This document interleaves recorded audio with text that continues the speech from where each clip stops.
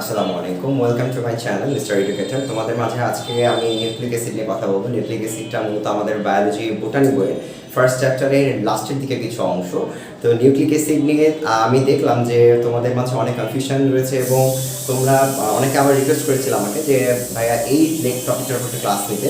আমি ইউটিউবে দেখলাম যে অনেক ভিডিও দেওয়া আছে নিউক্লিক অ্যাসিডের উপর, কিন্তু কেউই এভাবে ক্লিয়ার করতে পারে নাই। সো আমি আশা রাখবো আমি আজকে তোমাদেরকে এই ভিডিওটার মাধ্যমে ইনশাল্লাহ ক্লিয়ার করে দেওয়ার চেষ্টা করবো নিউক্লিক অ্যাসিড জিনিসটা কি এবং নিউক্লিক অ্যাসিড নিয়ে যাবতীয় কথাবার্তা থাকছি আমি মোহাম্মদ মেহতাবুল হাসান নিয়ে সম্পূর্ণ ভিডিও জুড়ে থাকছি আমি।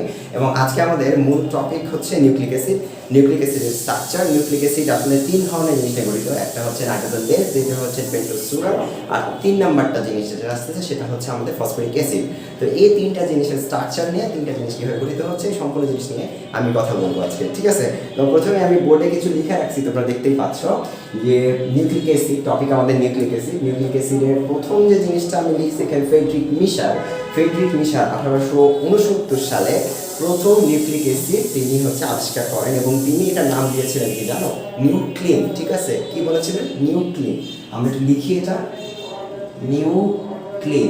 ওকে, তাহলে নিউক্লিক অ্যাসিড প্রথম ফ্রেডরিক মিশার আবিষ্কার করেছিলেন এবং ফ্রেডরিক মিশার এটার নাম দিয়েছিলেন নিউক্লিন। পরবর্তীতে বিজ্ঞানী অলসম্যান আমরা দেখতে পাচ্ছি 1889 সালে বিজ্ঞানী অলসম্যান কি করেছিলেন জানো? এই যে নিউক্লিক অ্যাসিড এর মধ্যে না অ্যাসিডের ধর্মটা তিনি দেখতে পান। ঠিক আছে, অ্যাসিডের ধর্ম। ঠিক আছে, তাহলে বিজ্ঞানী অলসম্যান অ্যাসিডের ধর্ম দেখতে পেয়েছিলেন। আর বিজ্ঞানী অ্যালবার্ট কোশেল ইনি অনেক গুরুত্বপূর্ণ কাজ করছেন। ঠিক আছে, তিনি মূলত এর মধ্যে নাইট্রোজেন ঘটিত বেস, ঠিক আছে, পিউরিন, পাইরিমিডিন, এই জিনিসগুলো নিয়ে তিনি গবেষণা করেছিলেন এবং তিনি এটা আবিষ্কার করতে পেরেছিলেন নিউক্লিক অ্যাসিড থেকে। ঠিক আছে, এবং এটার জন্য তাকে পুরস্কার দেওয়া হয়েছিল 1910 সালে। এটা নোবেল পেয়েছিলেন এবং সেটা ছিল কেমিস্ট্রিতে। ঠিক আছে ভাই, তাহলে বিজ্ঞানী অ্যালবার্ট কোশেল 1910 সালে নোবেল প্রাইজ পেয়েছিলেন কেমিস্ট্রিতে, কজ তিনি আবিষ্কার করেছিলেন নিউক্লিক অ্যাসিডের গঠন। ঠিক আছে, অর্থাৎ নিউক্লিক অ্যাসিড যে পিউরিন, পাইরিমিডিন বেস নিয়ে গঠিত, নাইট্রোজেন ঘটিত, ক্ষার আছে, পেন্টোজ সুগার আছে, এই জিনিসগুলো তিনি ব্যাখ্যা করেছিলেন। ঠিক আছে, বিজ্ঞানী অ্যালবার্ট কোশেল। আর বিজ্ঞানী ফ্রেডরিক মিশার প্রথম হচ্ছে নিউক্লিক অ্যাসিড আবিষ্কার করেছেন এবং তিনি এটার নাম দিয়েছেন নিউক্লিন। মূলত ফ্রেডরিক মিশারের আবিষ্কারের ঘটনার পেছনে রয়েছে একটা মজার ঘটনা। ঠিক আছে, আবিষ্কারটা তিনি করেছিলেন তো আমাদের যে ক্ষতস্থানে যে পুঁজ হয় না, এই পুঁজ থেকে। ঠিক আছে, আমরা জানি পুঁজ জিনিসটা কি? পুঁজ হচ্ছে আমাদের শ্বেত রক্তকণিকা। যখন আমাদের মরে যায় শ্বেত রক্তকণিকাগুলো তখন কিন্তু সেটা পুঁজে পরিণত হয়। ঠিক আছে, এবং এই পুঁজ থেকে তিনি মূলত এই নিউক্লিক অ্যাসিডটা আবিষ্কার করেন। আমরা জানি শ্বেত রক্তকণিকার ক্ষেত্রে নিউক্লিক অ্যাসিড তোমার হচ্ছে নিউক্লিয়াসটা অনেক বড় থাকে। ঠিক আছে, নিউক্লিয়াসটা অনেক বড় থাকে শ্বেত রক্তকণিকায়। ঠিক আছে, নিউক্লিয়াস কেমন থাকে ভাইয়া? বড় থাকে। কোথায় থাকে? শ্বেত রক্তকণিকায়। শ্বেত রক্তকণিকায়। ঠিক আছে, শ্বেত রক্তকণিকায় নিউক্লিয়াসটা বড় থাকে এবং এখান থেকে তিনি মূলত এই যে নিউক্লিক অ্যাসিড আবিষ্কার করেছিলেন এবং যার নাম দিয়েছিলেন তিনি নিউক্লিন। এই নিউক্লিনটার পরবর্তীতে অ্যালবার্ট কোশেল তোমার হচ্ছে গঠনটা আলোচনা করেন এবং পরবর্তীতে নাম দেওয়া হয় নিউক্লিক অ্যাসিড। পরবর্তীতে বিজ্ঞানী লেভাইন নামে একজন বিজ্ঞানী আছেন। বিজ্ঞানী লেভাইন, আমরা একটু নামটা লিখি, বিজ্ঞানী লেভাইন যিনি কি করেছিলেন জানো? ডিএনএ এবং আরএনএ, নিউক্লিক অ্যাসিড যে দুই ধরনের জিনিস নিয়ে গঠিত। আমরা জানি সবাই যে ডিএনএ থাকে অথবা থাকবে কি ভাইয়া? আরএনএ। ঠিক আছে, নিউক্লিক অ্যাসিড মূলত দুই ধরনের হয়, এটা হচ্ছে তোমার ডিএনএ আর একটা হচ্ছে তোমার আরএনএ। ওকে, তাহলে নিউক্লিক অ্যাসিড দুই ধরনের হচ্ছে, একটা ডিএনএ বলতেছি আমরা, আর একটাকে আরএনএ বলতেছি। তিনি এটা আবিষ্কার করেছিলেন বিজ্ঞানী লেভাইন। ঠিক আছে, এখন আমরা মূলত জিনিসটা জানবো, সেটা হচ্ছে নিউক্লিক অ্যাসিডটা কি জিনিস, নিউক্লিক অ্যাসিড খায় না, মাথায় দেয়, কোথায় থাকে, কি কাজ করে, নিউক্লিক অ্যাসিড যাবতীয় জিনিস সম্পর্কে আমরা একটু বলবো। ঠিক আছে, আশা রাখছি নিউক্লিক অ্যাসিডের যে ইতিহাস সম্পর্কে বললাম আমি তোমাদের মাথায় অথবা গেছে। ঠিক আছে, আচ্ছা তাহলে একটু শুরু করি আমরা। নিউক্লিক অ্যাসিড কাকে বলতেছি আমরা আগে একটু দেখে নিই, নিউক্লিক অ্যাসিডটা থাকে কোথায় অ্যাকচুয়ালি। দেখো, নিউক্লিক অ্যাসিডটা তুমি মূলত পাওয়া হচ্ছে নিউক্লিয়াসের মধ্যে। আমি আগে বলেছি নিউক্লিয়াসের মধ্যে। ওকে, যেহেতু বিজ্ঞানী ফ্রেডরিক মিশার তিনি প্রথম এটা দেখেছিলেন নিউক্লিয়াস থেকে, শ্বেতরক্তকণিকার নিউক্লিয়াস থেকে। তাই নিউক্লিয়াসে আমার পাবো নিউক্লিক অ্যাসিড, এটা বোঝা যাচ্ছে। নিউক্লিয়াসের একটা নির্দিষ্ট স্থানে কিন্তু এরা অবস্থান করে। আমরা জানি, আমরা বললাম ল্যাভাইন দেখিয়েছিলেন ডিএনএ এবং আরএনএ, এই দুইটা জিনিস হচ্ছে নিউক্লিক অ্যাসিড। ওকে, দুই ধরনের নিউক্লিক অ্যাসিড পাওয়া যাচ্ছে। এখন নিউক্লিক অ্যাসিডের সংজ্ঞাটা কি হবে? নিউক্লিক অ্যাসিডের সংজ্ঞা হবে এরকম, নিউক্লিক অ্যাসিডের মধ্যে যে ভাগগুলো আছে সেই ভাগগুলো জানার পর আমরা সংজ্ঞাটা দিই। নিউক্লিক অ্যাসিডের মধ্যে তুমি পাবা নাইট্রোজেন ঘটিত বেস। ওকে, আমি সংক্ষেপে লিখি নাইট্রোজেন বেস। পাবা তুমি পেন্টোজ সুগার। ওকে, আর তার সাথে থাকবে তোমার হচ্ছে phosphoric acid. Phosphoric acid. Okay, phosphoric acid, এটার সঙ্গে আমরা জানি সবাই H3PO4। Okay, phosphoric acid. তাহলে নিউক্লিক অ্যাসিডের মধ্যে থাকতেছে নাইট্রোজেন বেস, পেন্টোজ সুগার এবং ফসফরিক অ্যাসিড। এই তিনটা জিনিস নিয়ে গঠিত হচ্ছে নিউক্লিক অ্যাসিড। তাহলে সংখ্যাটা আসবে এরকম, যে অ্যাসিডের মধ্যে, নিউক্লিয়াসের মধ্যে নাইট্রোজেন গঠিত বেস, পেন্টোজ সুগার এবং ফসফরিক অ্যাসিডের সমন্বয়ে গঠিত অ্যাসিড ধর্মী যে একটা পদার্থ থাকে তাকে আমরা নিউক্লিক অ্যাসিড বলতে পারি, অথবা আরেকটা নামে তুমি এটাকে ডাকতে পারো। আমরা জানি নিউক্লিক অ্যাসিড সম্পর্কে, আমরা সবাই জানি নিউক্লিক অ্যাসিড হচ্ছে মূলত এই যে এরকম করে অবস্থান করে। ঠিক আছে, নিউক্লিক অ্যাসিডগুলো। ওকে, এই যে টোটাল একটা চেইন দেখতে পাচ্ছ তুমি, এই চেইনটার নাম হচ্ছে নিউক্লিক অ্যাসিড। ওকে, নিউক্লিক অ্যাসিড। আর নিউক্লিক অ্যাসিডের বৈশিষ্ট্য হচ্ছে ভাইয়া, নিউক্লিক অ্যাসিড তোমার জীবের বংশগতির বৈশিষ্ট্য নিয়ন্ত্রণ করবে। পিতামাতা থেকে আরেক প্রজন্মে তোমার হচ্ছে নিউক্লিক অ্যাসিডটা কিন্তু বংশগতির ধারা রক্ষা করে চলবে। ওকে, এখন নিউক্লিক অ্যাসিড এই যে দেখতে পাচ্ছ, এই ছোট ছোট বল গুটির মতো যে দিয়েছি আমি, এই জিনিসগুলো সম্পর্কে আমাদের জানতে হবে। আর নিউক্লিক অ্যাসিডটা এই তিনটা জিনিস যে গঠিত হলো, এই তিনটা জিনিসকে একত্রে আমরা বলবো নিউক্লিওটাইড। ওকে, নিউক্লিওটাইড। তাহলে এই তিনটার সমন্বয়ে যখন গঠিত হচ্ছে সেটা নিউক্লিওটাইড। আর নিউক্লিওসাইড আছে, নিউক্লিক অ্যাসিড আছে। এখন আসো আমরা একটু ধাপে ধাপে দেখি নিউক্লিওসাইড কি জিনিস, নিউক্লিওটাইডটা তো বললাম, আর নিউক্লিক অ্যাসিডটা আসলে এই জিনিসগুলোকে আমরা কি মিন করতেছি। ঠিক আছে, এটা দেখি। আশা রাখি নিউক্লিক অ্যাসিডের সংজ্ঞাটা বুঝতে পারছি আমরা। এখন আমরা দেখবো নিউক্লিওসাইড, নিউক্লিওটাইড এবং নিউক্লিক অ্যাসিড, এই তিনটার মধ্যে পার্থক্য কোথায়। প্রথমে আমরা দেখতেছি নিউক্লিওসাইড।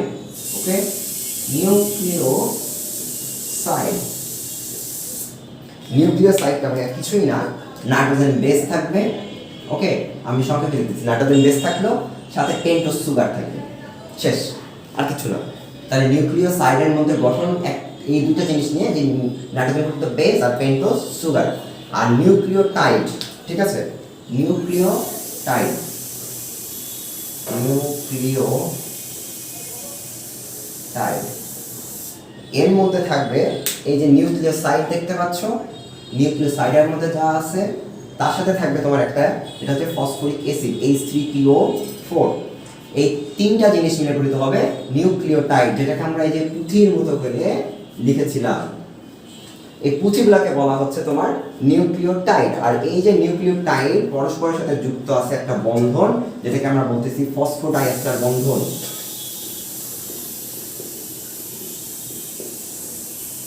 ফসফোডাইএস্টার বন্ধন, ঠিক আছে, এই বন্ধনটাকে বলা হচ্ছে ফসফোডাইএস্টার বন্ধন। এখন নিউক্লিক অ্যাসিডের সংজ্ঞা তুমি কিন্তু এভাবে দিতে পারো যে অসংখ্য নিউক্লিওটাইড পরস্পর ফসফোডাইএস্টার বন্ধনের মাধ্যমে যুক্ত থাকে। এই যুক্ত থেকে যে পুঁথির মতো মালাটা সৃষ্টি করতেছে, এই মালাটাকে বলা হচ্ছে কিন্তু নিউক্লিক অ্যাসিড, আর এই পুঁথিগুলোকে বলা হয় নিউক্লিওটাইড। এভাবে সংজ্ঞাটা দেওয়া যায়। তাহলে আশা রাখি নিউক্লিক অ্যাসিডের যে যাবতীয় জিনিসগুলো আমরা পড়লাম, আশা রাখি ক্লিয়ার।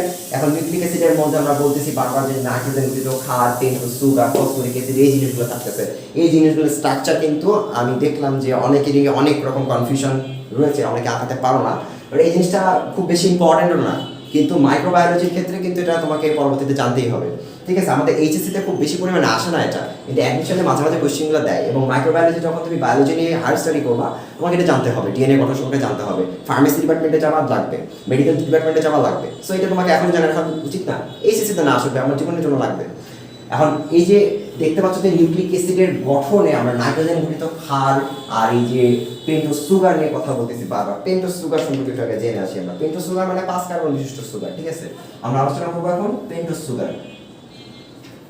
ঠিক আছে, আজকে আমি শুধুমাত্র স্ট্রাকচার নিয়ে বেশি কথা বলবো তোমাদের মাঝে। আমি বলেছিলাম এবং ভিডিওটা আমি একটা শর্টস দিয়েছিলাম ইউটিউবে, তোমরা দেখেছো হয়তো, যে নিউক্লিক অ্যাসিড এবং তার গঠন, এই স্ট্রাকচারগুলো নিয়ে আমি বেশি কথা বলবো বলেছি। তো আজকে আমরা পেন্টোজ সুগারটা একটু আগে দেখে নিই। প্রথমে পেন্টোজ সুগার মানে 5 কার্বন বিশিষ্ট শর্করা। আমরা আগে কার্বন নিয়ে একটু কথা বলি। কার্বন আমরা জানি ক্যাটিনেশন তৈরি করতে পারে। ক্যাটিনেশন মানে ভাইয়া এই যে কার্বন একটা পর একটা সিকল তৈরি করা, ঠিক আছে? এই যে দেখতে পাচ্ছ আমি 5টা কার্বন দিয়েছি, ঠিক আছে? 1 2 3 4 5, ওকে? 5টা কার্বন দিয়েছি। কার্বন আমরা জানি সবসময় ক্যাটিনেশন তৈরি করতে পারে। কার্বনে এই মাথায় থাকবে তোমার হচ্ছে অ্যালডিহাইড, ঠিক আছে ভাইয়া? আর এখানে যেটা থাকবে, এখানে থাকবে CH2OH। মাঝখানে কিছু জিনিসপাতি থাকে আমাদের, এটা খুবই সহজ।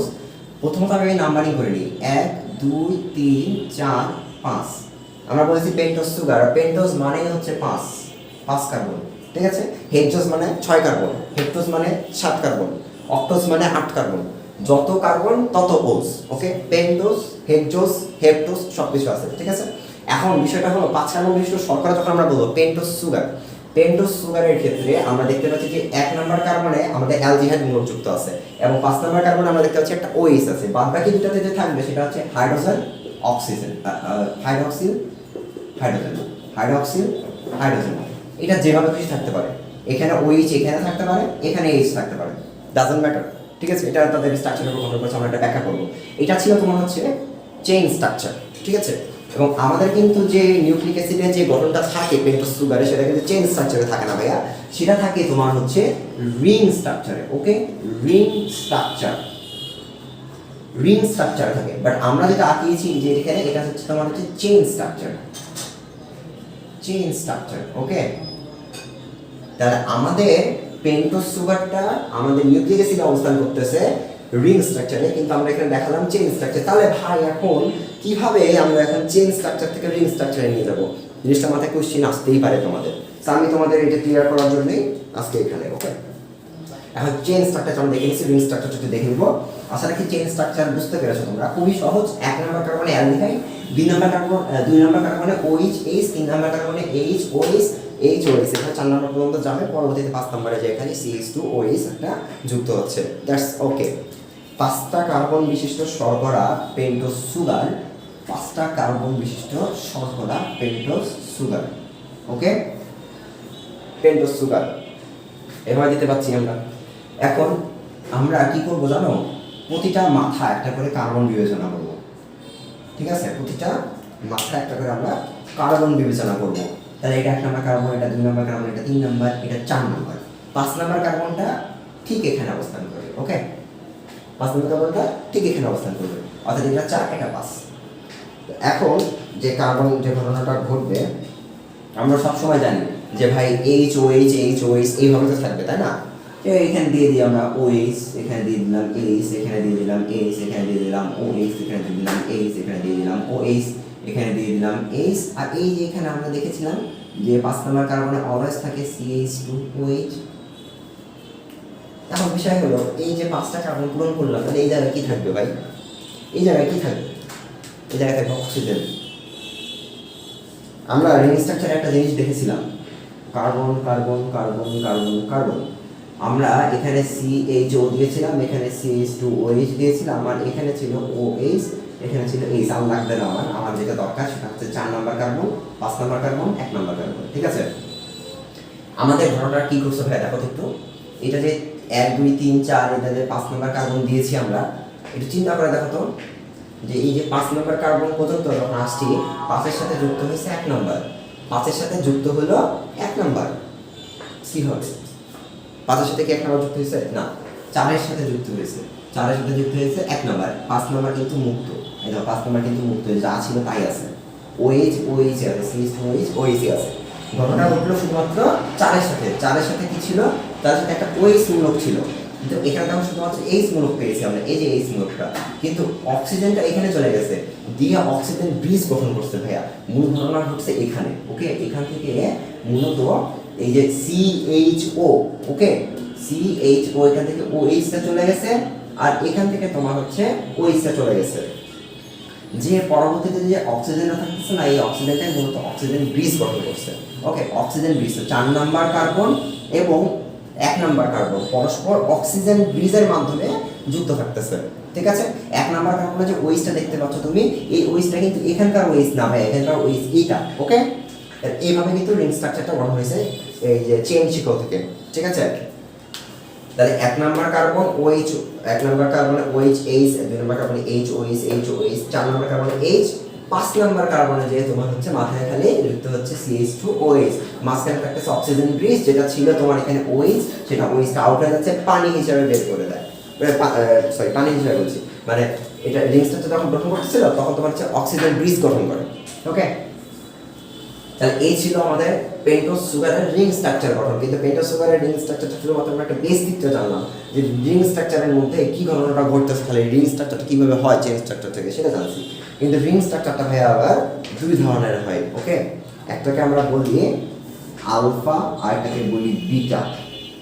এর মধ্যে আবার ভাগ আছে beta D, alpha D, alpha L, beta alpha, beta L, ঠিক আছে, এই যে দুটো থাকে। আবার তোমার হচ্ছে রাইবোজ, ডিঅক্সিরাইবোজ। ওকে, এই চারটার ভাগের মধ্যে আবার থাকতেছে কি জানো, রাইবোজ থাকে, আবার থাকে ডিঅক্সিরাইবোজ।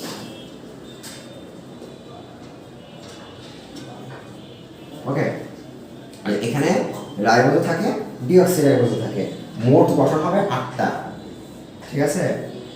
এটা রাইবোজ থাকতে পারে তোমার হচ্ছে alpha beta, alpha beta এলডি, alpha beta এলডি। ডিঅক্সিরাইবোজে থাকতে পারে আলফা বিটা এলডি, আলফা বিটা এলডি। একটু ডিটেইলস একটু বলি নাকি পেন্টোজ সুগার নিয়ে।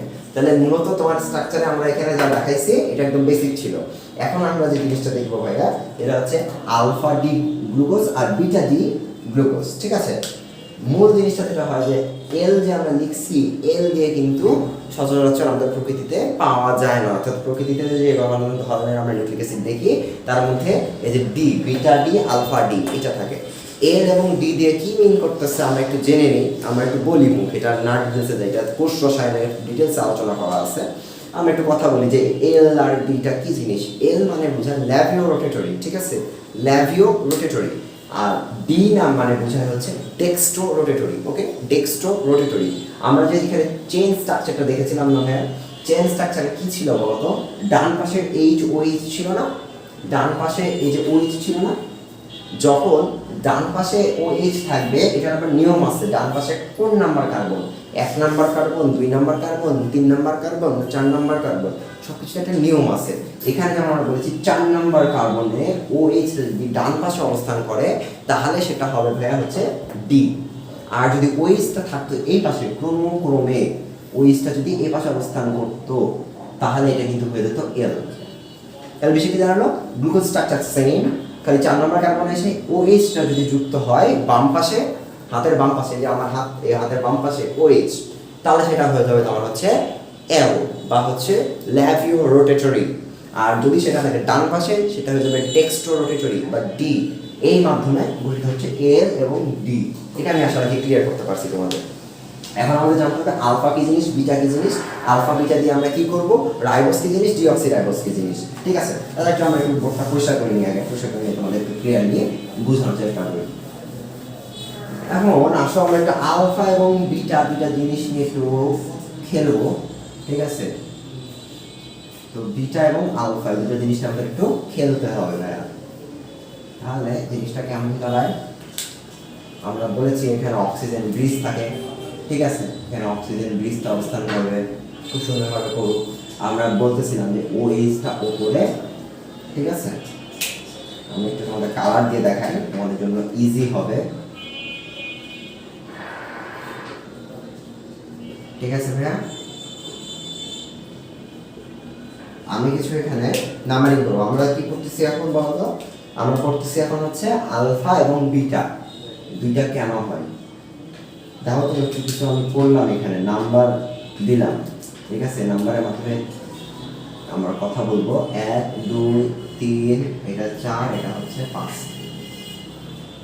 বুঝতে পারছো, নাম্বারিংটা করতেছি আমরা এইভাবে। ওকে, এইভাবে নাম্বারিংটা হচ্ছে, ঠিক আছে।